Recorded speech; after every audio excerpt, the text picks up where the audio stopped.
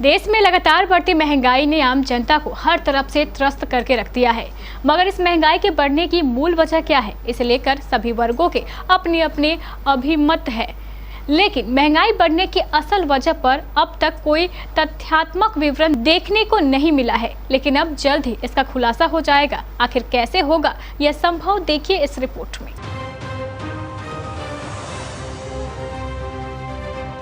बढ़ती हुई महंगाई आज देश के ज्वलंत मुद्दों में से एक है। भले ही कोई 7 समंदर पार जाकर बयान दे कि रुपया कमजोर नहीं बल्कि डॉलर मजबूत हो गया है, लेकिन सच तो यह है कि आज महंगाई आम आदमी की कमर तोड़ रही है।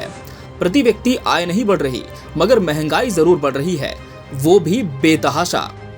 आज सब्जी खरीदने से पहले सोचना पड़ता है कि कहीं ज्यादा खा ली तो घर का महीने भर का बजट बिगड़ तो नहीं जाएगा।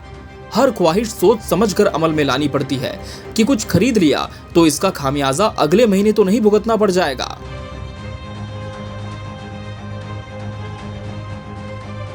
मगर सिर्फ खाने पीने की ही चीजें महंगी नहीं हुई हैं। महंगाई की मार पड़ी है पहनने वाले कपड़ों पर भी। जिन कपड़ों को पहनकर आप जिस गाड़ी में बैठकर ऑफिस जाते हैं, उसमें इस्तेमाल होने वाला पेट्रोल तो 100 रुपए से नीचे उतरने को तैयार ही नहीं है। कुछ जगहों पर तो ये 110 रुपए से भी ऊपर होकर दम भर रहा है और आम आदमी की बेबसी पर हंसता मालूम पड़ता है। बात अगर बीते 9 महीनों की करें तो महंगाई लगातार भारतीय रिजर्व बैंक के तय दायरे से ऊपर उठ चुकी है, जिस पर किसी तरह का कंट्रोल नहीं है। महंगाई का ये स्तर दर्शाता है कि आरबीआई अपना दायित्व निभाने में असफल रहा है।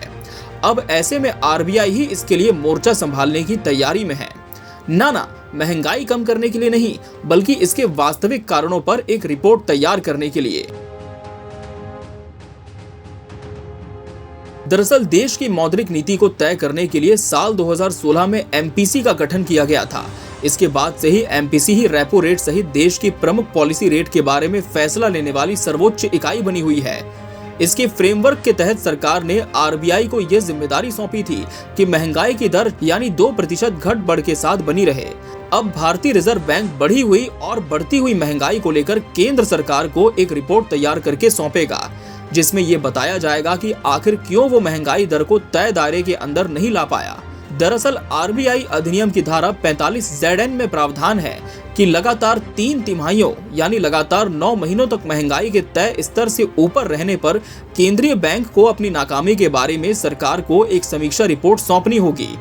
आरबीआई की मॉनेटरी पॉलिसी कमेटी यानी एमपीसी के करीब 6 साल पहले गठन होने के बाद ये पहली बार है जब महंगाई की दर इतने लंबे समय तक आरबीआई के तय दायरे से ऊपर हुई है।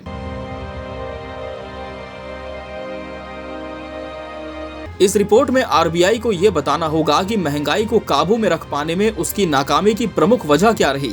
इसके साथ ही आरबीआई को यह भी बताना होगा कि वो स्थिति को काबू में लाने के लिए आगे किस तरह के कदम उठाएगा।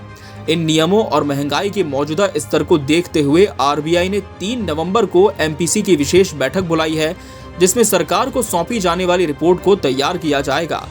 एमपीसी के 6 सदस्यीय पैनल की अगुवाई आरबीआई के गवर्नर शक्तिकांत दास करेंगे।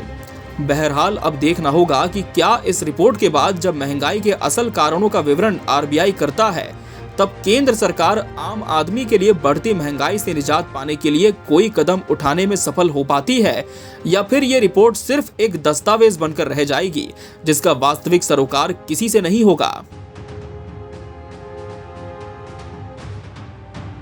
Bureau report, KBC news.